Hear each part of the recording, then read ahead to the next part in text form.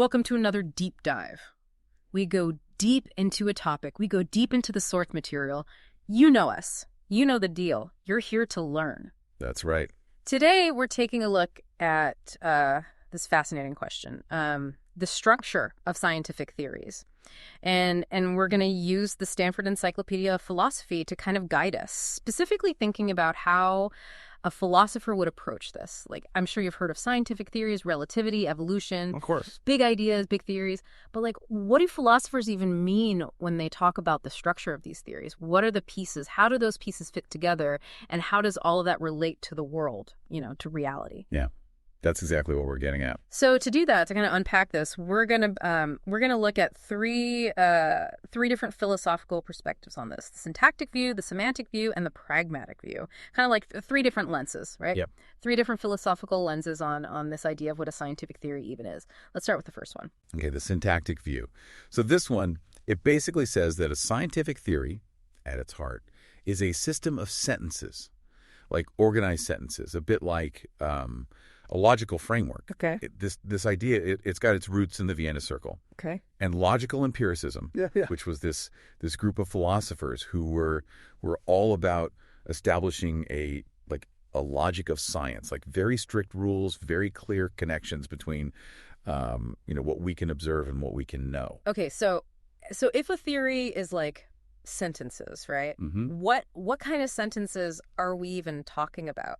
Like, what are the different types of sentences, the different terms that a philosopher looking at this would focus on? Right. So they break it down into terms and sentences. Okay. Terms. Think of it like your vocabulary. Okay. So you have theoretical terms, Right. which are things that you can't directly observe, like molecule or even proletariat would be considered a theoretical term in a certain context. Right.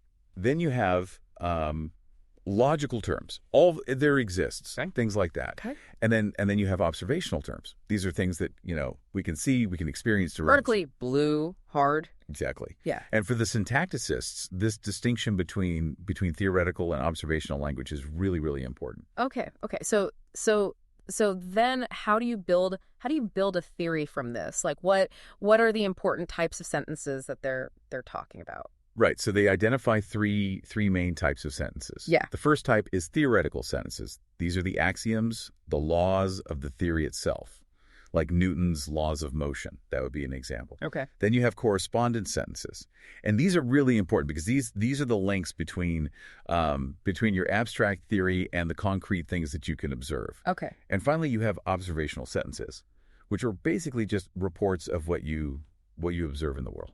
Right. So if you have a theoretical sentence that's talking about, like, subatomic particles or something, a correspondence sentence would be the thing that connects it to, like, a reading on some kind of, detector or something. Certainly. Yeah.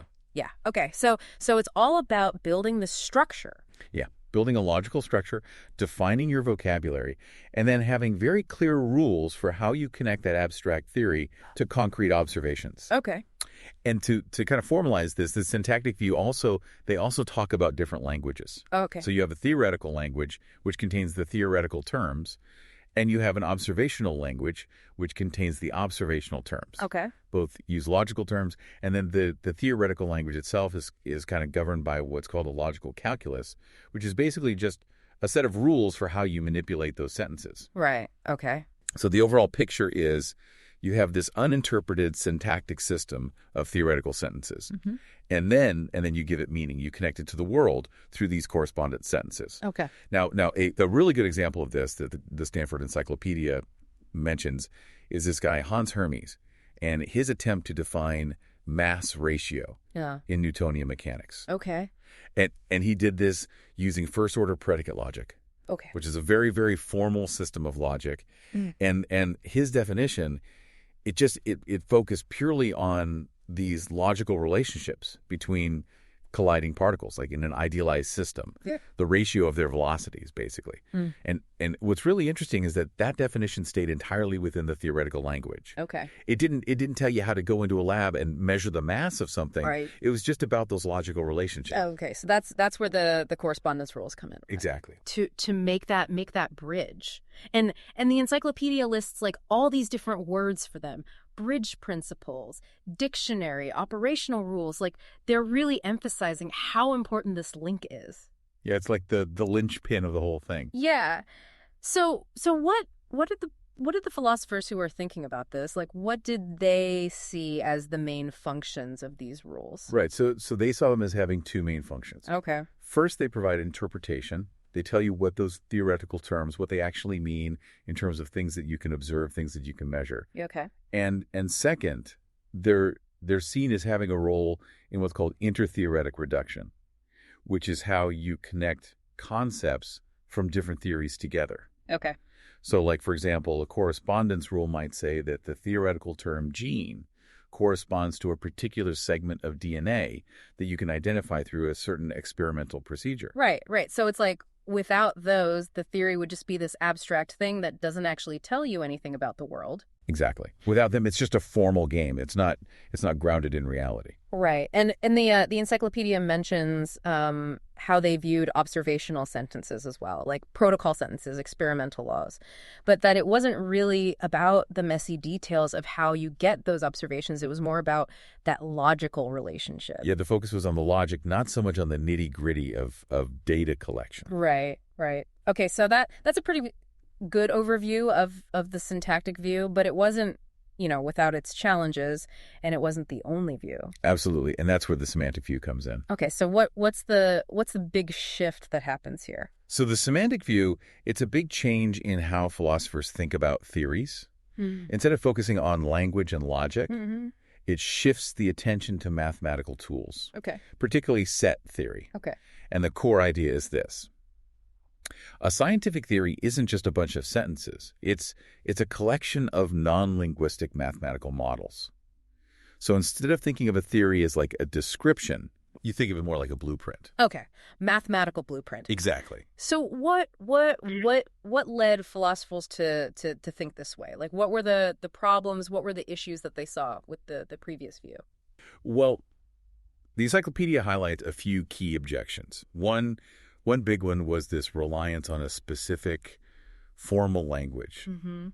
The semanticists, they argue that, what a theory is about shouldn't be tied to how you happen to express it. Right. It's like the essence of the theory should be independent of the particular language you use to write it down. Okay. They also had trouble with this idea of intended models. Like, if you define a theory just through the sentences, it can be really tricky to say exactly which models are the ones the theory is actually about. Right. And then the correspondence rules themselves, they were often kind of ad hoc. Mm-hmm. It wasn't always clear where they came from or how to justify them. Okay, so then if a theory is a collection of mathematical models, like, what does that even mean? Right. So the semantic view, it actually has a couple of different approaches within it. Okay. One is called the state space approach. Okay. And here, you think of a theory as defining a family of models. Mm. And each model represents a possible state of a system, like at a particular time. And the state is defined by a set of variables. Okay. And these variables, they exist in this multi-dimensional space, which is called the state space. Okay. And then the laws of the theory, they tell you which trajectories, which paths, or which regions within that state space are allowed. Can you give an example of that? Sure. Think about like a capsule in space. Okay. Its state at any moment can be described by its position, its velocity, and its acceleration. Okay. So those three things, they define a three-dimensional state space. Mm-hmm. And then the laws of physics, they'll tell you how that capsule can move through that space. Okay. So that's the state space approach. What about the other one? Right. So the other one is the set model theoretic approach. And this one uses tools from mathematical logic, specifically set theory and model theory. And here, a theory is seen as a set of axioms. And these axioms, they're written in the language of set theory. Okay. And then a model of that theory is a mathematical structure, which is basically just a collection of sets and relations that makes all those axioms true. Okay. And some really important concepts here are isomorphism, which means you have this perfect structural match between two models. Okay. And embedding, which means that one model is contained within another model as like a substructure. Okay. And so the encyclopedia uses this example of 7-point geometry to illustrate this. Yeah. The 7-point geometry, it's also called the Fano plane. Okay. It's this really neat finite geometry. It has 7 points, 7 lines arranged in a very particular way. And the idea is that this Fano plane, it's a model of a certain set of axioms Yeah. that define what's called a projective plane. So the theory is the axioms, and the model is this concrete mathematical structure. Oh, okay. And Finetto plane satisfies those axioms.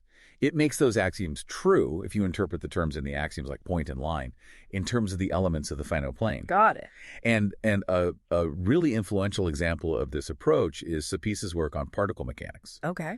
So he basically gave a set theoretic axiomatization of Newtonian particle mechanics. Mm-hmm. He defined this universe of sets, the set of particles, the set of time points, and functions that represent position, mass, force. Okay. And then he rewrote Newton's laws as axioms in this set theoretic framework. Mm-hmm. So a model of Newtonian particle mechanics, in this view, is any mathematical system that satisfies those axioms. Right. Okay. So with this emphasis on models, on mathematical structures, how does the semantic view deal with the connection to the real world, like to the phenomena, to the experiments, to the data? Right. So the semantic view, it has a few ways to think about this. Okay. One prominent idea, and this comes from Sapes as well, is this idea of a hierarchy of models. Okay. So you have this chain, Mm-hmm. and you have your abstract theoretical models at the top. Okay. And then you have more concrete models of experiments, Mm-hmm. and then even models of the raw data itself. Okay. And the connection between these levels is often understood in terms of relationships like isomorphism, Mm-hmm. or a more general relationship called homomorphism, which preserves some, but not necessarily all of the structure. Okay. And phenomena are relevant at all these levels. Okay. So you might have a model of a chemical reaction at a very abstract level, and then you have a model of a particular experiment that's testing that reaction, and then you have the data that comes out of that experiment. Exactly. Okay. And then another influential perspective, this is championed by philosophers like Scher and Weisberg. They focus on this idea of similarity. Okay. So they argue that a scientist, they use a model to represent a part of the world for a specific purpose. Mm-hmm. And this representation, it's based on a judgment of how similar the model is to the real thing. Okay. It's not about a perfect match, but it's about a useful resemblance. Mm-hmm. And what counts as useful, that depends on what questions you're asking. Right. So that kind of brings in a more pragmatic element, right? It does. Like it matters what the scientist is trying to do with that model. Yeah. Okay. And then finally, you have Van Frassen's approach. Okay. And he emphasizes this idea of empirical adequacy. Okay. So he says, a theory is empirically adequate if it has at least one model where all the observable phenomena fit within that model. Okay. So the connection to the world here is through structural identity, but only at the level of what we can observe. Okay. Okay. So that gives us a pretty solid understanding of the semantic view, which is all about models, mathematical structures, and different ways those models can relate to the world. Yeah, exactly. But we have one more view to look at, the pragmatic view. Yeah, the pragmatic view. This is where things get really interesting. Okay. What's different about this one? So the pragmatic view, it comes from this concern that both the syntactic and semantic views, even though they're helpful, they might be missing something. Okay. They might be too simple, too idealized. Mm-hmm. They might not capture the full complexity of how science actually works. Okay. So what are they missing? Well, they both share this assumption that a theory is this fully explicit, purely mathematical, abstract thing. Right. And the pragmatic view challenges that. Okay. It says that to really understand science, you got to look beyond the formal systems. Okay. You got to look at practice. You got to look at purpose. You got to look at things like metaphor. Okay, so what are the main tenets of this view? What are the key things that it brings to the table? All right, so the encyclopedia highlights a few key ideas. First, it points to the limitations of idealized theory. Like, just focusing on abstract structures might not give you the full story of why science is so powerful, why it makes such good predictions, why it explains things so well. Mm-hmm. Second, it emphasizes pluralism. Okay. Theories and models, they're not just these monolithic things. They have internal complexity. They have all sorts of different components. Okay. And there's also a huge diversity of types of theories and models that scientists use. So what kind of non-formal elements would a philosopher using this view see as being part of a theory? Right. That's a key point. Yeah. So they'd look at things like metaphors, analogies, values, even policy considerations. Oh, wow. All these things can be part of how a theory works, how it's used, how it's developed. Okay.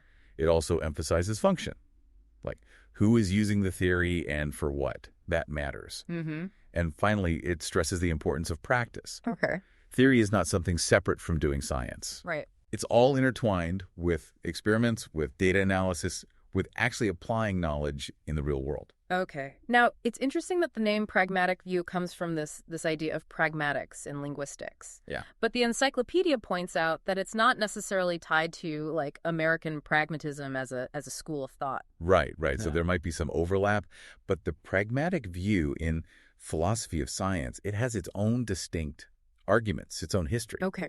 It draws from a broader range of influences, including things like historical studies of science, sociological studies of science. Okay, so the encyclopedia talks about a pragmatic view of models and a pragmatic view of theories. Mm-hmm. So let's start with models. How does this view analyze the role of models in science?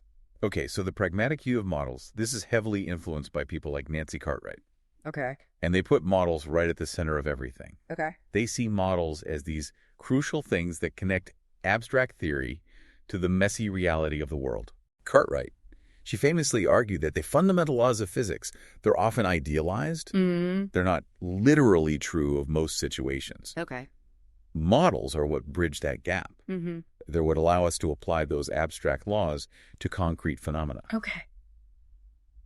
And she also emphasized just how diverse models are, how many different purposes they serve. So it's not just like you have the theory and then you just apply it to the world. There's this intermediate step of building the model. Exactly. You got to build the model.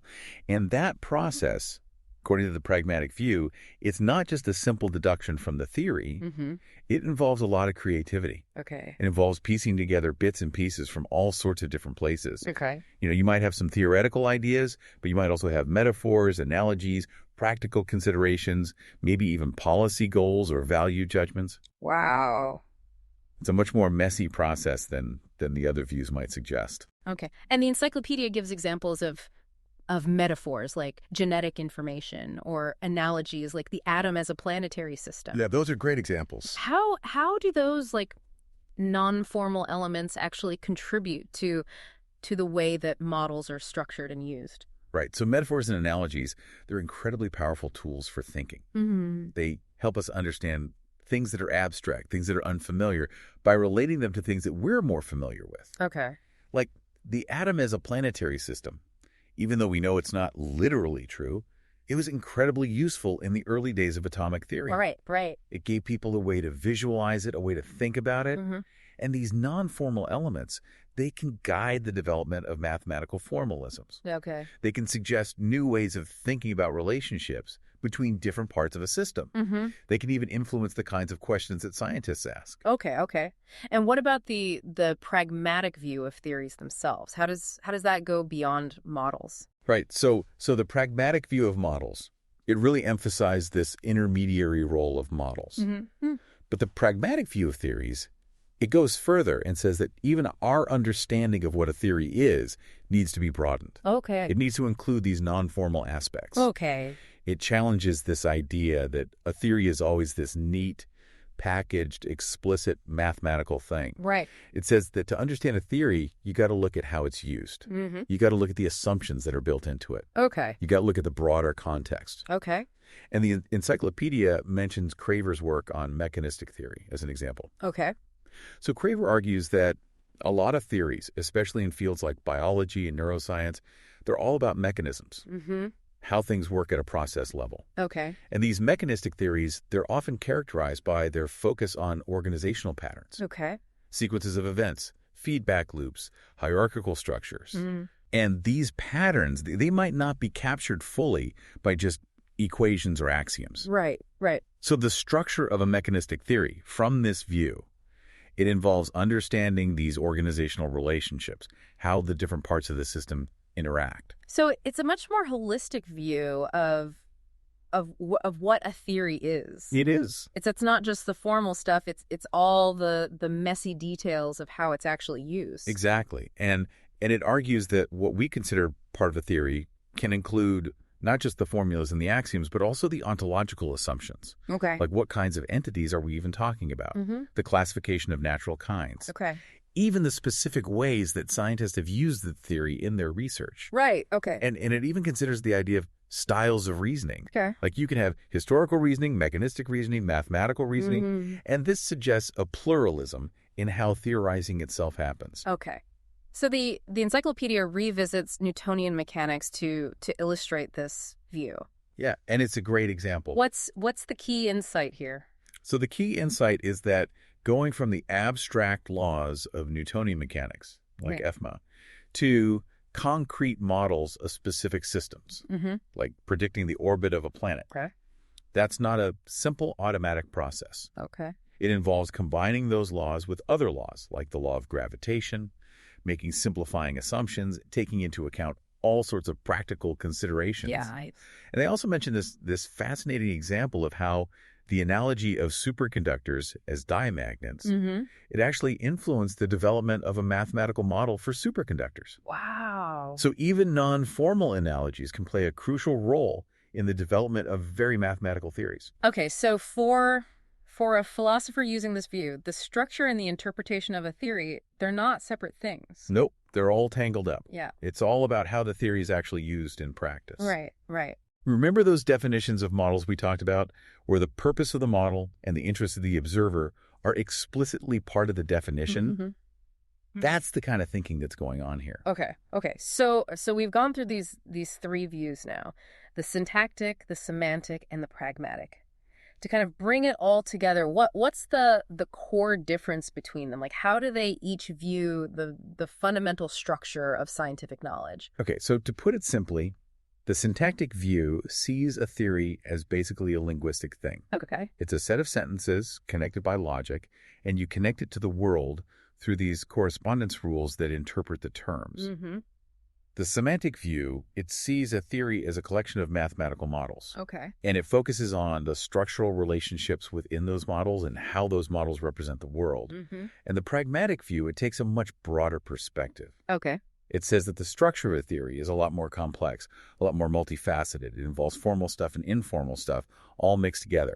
Okay. And it's all embedded in the actual practices of science. Right. So it's like the syntactic view focuses on the logical form, the semantic view focuses on the mathematical content, and the pragmatic view focuses on the function, the use, the application. Yeah, that's a great way to put it. Okay. And for you, listener, hopefully this deep dive has given you a sense of these different philosophical lenses.